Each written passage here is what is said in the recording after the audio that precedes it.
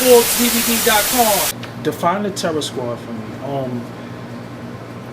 I'm confused because it's probably people in the Terror Squad that you don't even know right now. Oh, I'm saying shit. Now, but the beginning, the original Terror Squad. Okay, the original Terror Squad. Was it artists? Was it a Terror Squad before Fat Joe? It was a street crew called Terror Squad before Fat Joe. Okay, and who was that?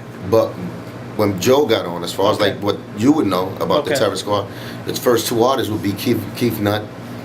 Okay. And it would be Armageddon. Okay. Those two artists were like the original Terror Squad. Of the artists, the rappers. The rappers, yeah. Okay. Yeah. When you go to the street team, it's a whole different thing. You know, that's Little Hag, that's Semi, that's Power, Gizmo. That's just different people that saying that street. What role were you in the Terror Squad? Well, I came through that system. I came through the street joint. Like Joe got ear about us, about Pun and me and Sace through the street TS. You know what I'm saying? Because we from the hood. We from the same hood. So he's from Forest, I'm from Littleville, and Sace is from the Ranch. So those are three like projects that are together. But we was rocking like us. Me, Pun, and Sace was the Full Eclipse crew before we even got. Okay. You know what I'm saying, with Joe, and that separation came about. But we made noise through the streets, which the Terror Squad niggas that we used to hang with let Joe know about us. And then he came down and he heard us. He met us. And he showed his interest, and then that took on a business route on a high level. But as far as like MCs that he had, like Joe had, as far as Terror Squad, was Keith Nutt and Armageddon.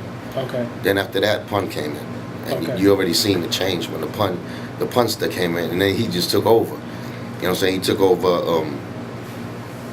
He took over just in general. In the forefront. In the forefront. He was the leader. Even Joe had to step back and let that rock. And with that being said, Joe put the Terror Squad stamp on him, and Joe and Pun ran with Terror Squad and blew it up to the next level, so where the budgets could be, of course. So let me ask, Big Pun, one of the greats. I don't even know how many accolades we could give him because he deserved a lot. The first time I heard Big Pun, Matty C used to be the Matty C. Matty C was the A&R Loud Records. He was the one. And they had the sampler. The Loud sampler. You not a player? Yeah, he let me. No, not you. Not a player wasn't on there. Oh, the toe to toe was there? No. You Ain't a Killer was on it. Yeah, you Ain't a Killer. You Ain't a Killer was on it. And but the first I couldn't get past You Ain't a Killer. But the white label. No, it was a tape. It was a tape. No, I know. That was the B side though. Yeah. Remember that, because after that it was the first single back in the days when they had it on wax, and that was the whole pitch. It was You're not a killer and I'm not a player. Yeah. Okay. So you understand? I couldn't get past that was like the Big Mac and you know what I'm saying the Big Mac, Craig Mac. Yeah. So when I first heard that, I was like, this motherfucker. No, let me tell you a funny story about Pun. Me and my cousin right there. When we first saw Pun was Atlantic Antic. That's when Fat Joe came to perform in Brooklyn on Atlantic and 4th Avenue. Okay. And we was like, yo, who the fuck is this fat dude Fat Joe with Pun? So we was calling him Fatter Than Fat Joe because we didn't know his name.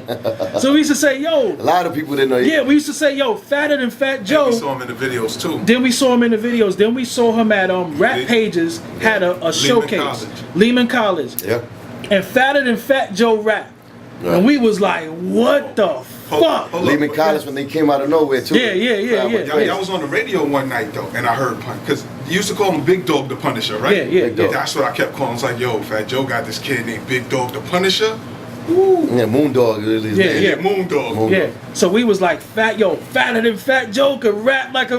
So that's the first time we heard him, and I knew he was special. But what I wanted to get into was, how long has Pun been going?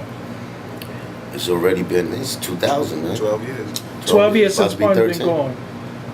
Why isn't Big Pun a household name? Why is he's not even spoken about once a month on mainstream. Yeah, the mainstream part. You know. The hood is always going to love Pun. Yeah, we love Pun. Yeah. But why isn't Pun celebrated for his greatness? He don't have nobody there for him. Okay. There's nobody representing him on a business side, and in my eyes, it's like it's done purposely. Yeah, you know what I'm saying? Because for to be the first Latino to go platinum and just breach the whole gender gap of black and Yeah. Spanish and white and all that, you know what I'm saying, and just make it together and be like, yo, he's not the illest Spanish rapper, he's just one of the illest rappers, you know what I'm saying, without a color to be put on him. And he was that nigga. Yeah. He was just that nigga. And you know, you look at other MCs who made, you know, great, they did great benefits for their culture and they color and whatever. If you want to, you know, dissect it like that, like Eminem. Yeah. Eminem, if he dies tomorrow, they always gonna have an Eminem day because of what he done. Yeah. You know what I'm saying? People like that, you know, Nas, when he came out with Illmatic, like he broke, like he took rap to the next level. So why not Pun? Yeah. You understand? Like, why not Pun? He should be definitely celebrated, just like Biggie is, just like Pac is. Do they even talk about him at the Puerto Rican Day Parade anymore? I mean, they throw the shirts out there. They put his faces on shirts. Is there a big Pun float? Do they talk about him and give him that beautiful? Is it a big Pun float? Not well, when I'm in it. Like Yeah. sometimes I still go to the Puerto Rican, but I'm in it. I make sure my float got Big Pun on it. You know what I'm saying? But that's just me. You know what I'm saying? Yeah. And it's not like my float is gonna be. Because there's a lot of Puerto Ricans in higher positions in the business. Of course. That's what I'm saying. I'm wondering course. why they, you know. Because if they don't want to open something, like they don't want to open that book up again, that chapter again, because of the personal, the craziness behind it. As far as like the business dealings behind Pun, how manipulated it was and how crazy. You know how you open up the books on shit? Yeah. Niggas to be like, yo, I don't even want to open up the books on Pun. So it's like that. It's like Joe, you see him flossing, doing things, you know, think he's the new MC, you know, mingling with the new era of rappers and all that. But at the end of the day, Joe is the nigga that, you know, is it his responsibility to go and make sure Pun has his slot on his birthday? Like every radio station is playing him? Of course he is. Yeah. You know what I'm saying? Because just as much as you took from Pun after he passed away, like, you know, you're using his name back there so you could give him strength. And Pun gave him that strength. You know what I'm saying? Because Pun, I'm not talking about just being cool with each other or acting like they twins. I'm talking about business power that Pun gave him. You know what I'm saying? As far as like selling a bargain 2 million, shit. 2 million albums, that's a lot for the white collar. How street was Big Pun? Oh man, he was The street nigga, because I hear stories like Pun walked around with like 2-3 guns and shit, but yeah, he was the fire hydrant in every block. That's how street he was. Wow. Yeah, so he was that mildew underneath that little seaweed you see from the pump that sometimes the pump runs so much and it be like little fucking seaweed still growing on the side of the crack of the fucking sidewalk. Yeah, that was fun. Man. Then we have the infamous story of the Jay-Z confrontation in the club. Was you there for that?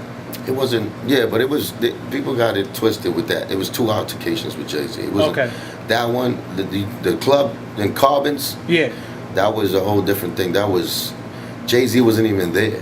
Yeah, because the story keeps saying that Pun hit Jay-Z in the head with a bottle and all that shit. That time it was Bleak. Okay, Bleak got rocked with the bottle. No, Bleak rocked niggas with the bottle.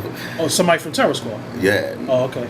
Yeah. Bleak rocked somebody from Terror Squad. You know, you just cleared up some crazy shit just now. Oh, well, this is what... All right, tell us what happened. It was Bleak and them niggas. I'm going to say them niggas because I'm not sure even if Bleak is the one who did it, but it was definitely Bleak in them. You know what I'm saying?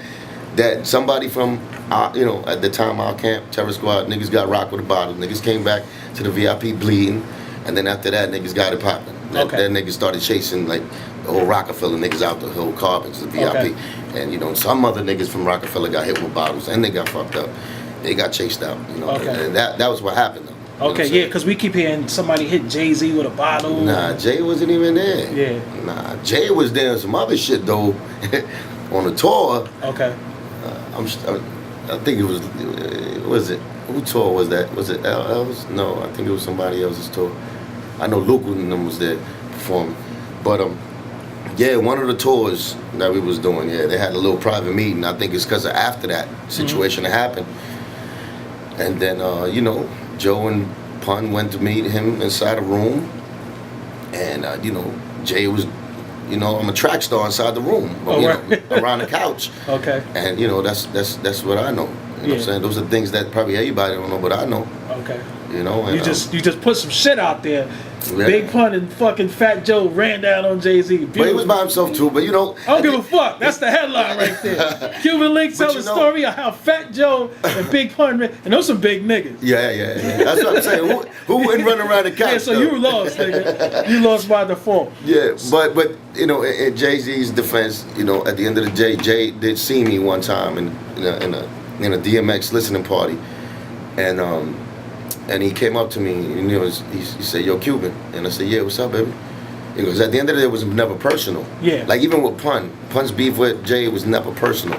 It was more of what Joe was implicating and putting in his head, and it was more jealousy towards Jay. Yeah. It wasn't even real shit where they had a situation, Jay did him dirty, nothing. It was just like Joe always felt like Jay was telling everybody his story, like Joe's story, like he was that real nigga and Jay was fake. Okay. So that was the whole situation with that. But Jay approached me and he told me, yo, I heard you niggas feel a certain way about this, that, because he remember, damn, I forgot the other artist. Not Memphis Bleak. The other artist. Beanie Siegel? No, before Beanie. Chubby dude. Nice Source dude. Money. Source Money. Yeah. He did a song. Okay. He like getting at Joe and Pun. Okay. You know what I'm saying? We heard it. You know what I'm saying? And anyway, Jay pulled me to the side and told me, yo, that wasn't even about them. That this, that. Not more of an apology, but more just putting me on point. Like, yo, that shit had nothing to do with that. Yeah. And I went shortly, he told me, yo, tell them niggas, yo, he's not about that, whatever. So I go back and I tell, these niggas, yo, did y'all hear about the song? He said, yo, them niggas try to get at us. It was amped up already. Yeah. You know what I'm saying? But but I give love to Jay anyway. Yeah. Because at the end of the day, he did a lot for the sport. And, it should be happening, man. Yeah, it should happen. And it was never personal. I wanted to put it. Forbes DVD live every Wednesday, 7 p.m. to 9 p.m. on DTFradio.com. You want to go and you can't log on to DTFradio.com? Just go to your mobile store and download the free TuneIn app. When you download that app, just search for DTF Radio and you can listen to the show like that while you on the go. You don't even have to be in front of a computer.